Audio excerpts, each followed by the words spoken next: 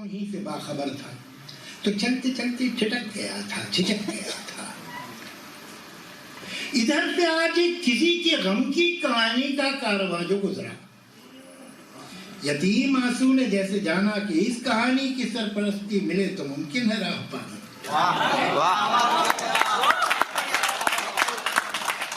इधर से आज किसी के गम की कहानी का कारवां जो गुजरा, यतीम आंसू ने जैसे जाना कि इस कहानी की सरपरस्ती मिले तो मुमकिन है राह पाना।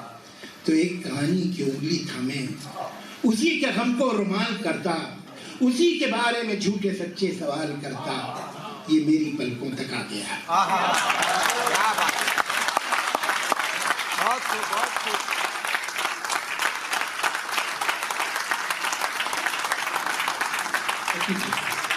हज़रात, जावेद अख्तर साहब की बात और उनके साथ साथ ही उनके कलाम के साथ ही हम मुशायरे के मक्ता यानी सदर मुहतरम तक पहुंच गए हैं। सदर मुहतरम का तारुफ कराना यकीन फरमाइए कि मेरे जैसे तालिब इल्म की बस की बात नहीं है। मैं किसी तकल्लुफ में ये जुमला नहीं बोल रहा हूँ, चूँकि दुनियाए उर्दू अदब की वो अजीम शख्सियत हैं मुहतरमुल मकाम शमीम हनफी साहिब कि जिनका तारुफ मेरे जैसी एक तालिब इल्म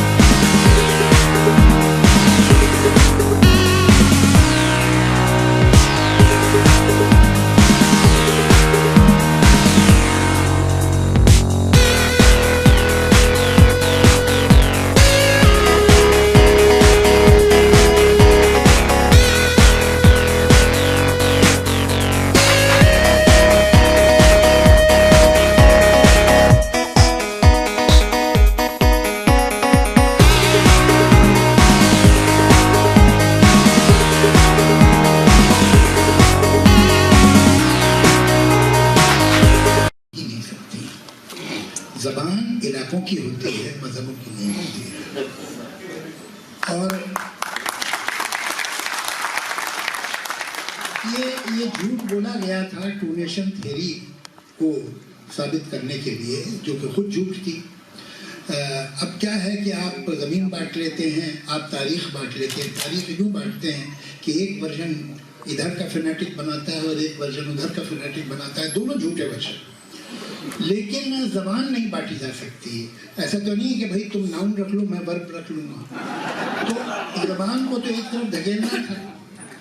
یہ زبان نہ صرف یہ کہ کسی مذہب کی نہیں ہے، بلکہ آپ لوگ کو پسند آئے نہ پسند آئے، حقیقت ہے، میں کیا کر سکتا ہوں، یہ شروع سے ہی مذہبوں کے خلاف رہی ہے۔ بالکل اس کی شاعری میں جو ولن ہیں وہ مذہبی لوگ ہیں، ناصر، زاہد، شیخ، اور جو ہیرو ہے وہ رند ہے یا عاشق ہے۔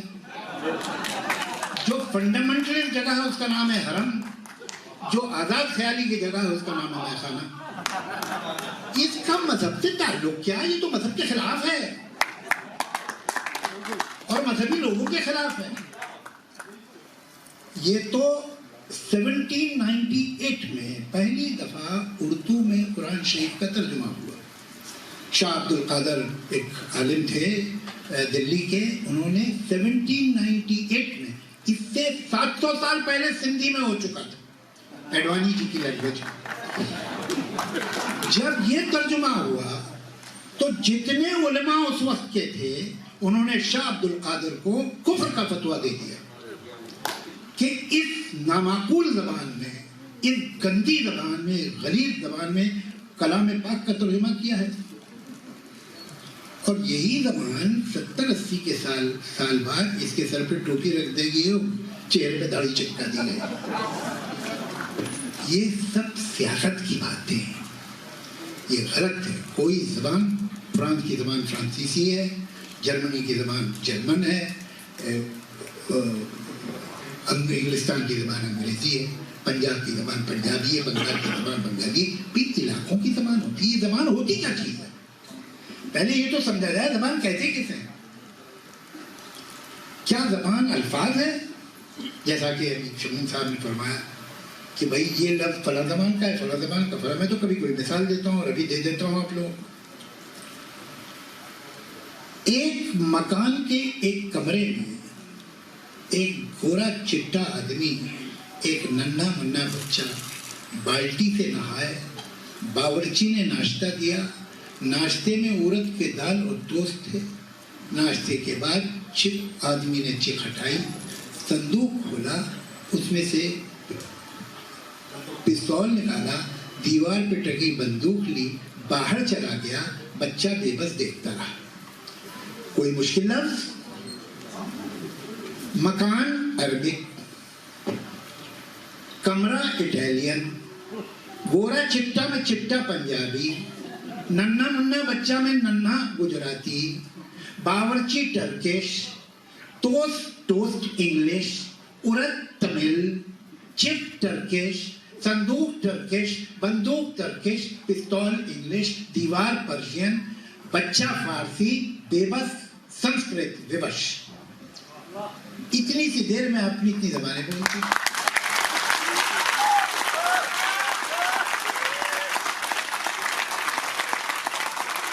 الفاظ تو زبان نہیں ہوتے تو کیا رسم الخط زبان ہوتی ہے؟ رسم الخط زبان ہے۔ تو سڑک پہ جب پوسٹر دیکھتے ہیں KUCH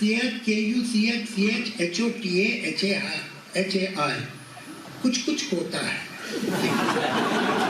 یہ کیونکہ انگریزی حروف جو کہ خود انگریزی نہیں ہے بلکہ لیٹن ہے، ان میں لکھا ہے تو یہ انگریزی ہو گئی، تو رسم الخط بھی زبان نہیں ہے۔ میں یہ کہتا ہوں یہ ہال ایئر کنڈیشن ہے، میں نے 4 لفظ بولے، یہ ہال ایئر کنڈیشن ہے، کیا میں انگریزی بول رہا ہوں؟ ارے بھائی 4 لفظوں میں 2 امپورٹنٹ لفظ جو ہیں وہ تو انگریزی کے، تو میں انگریزی کیوں نہیں بول رہا ہوں؟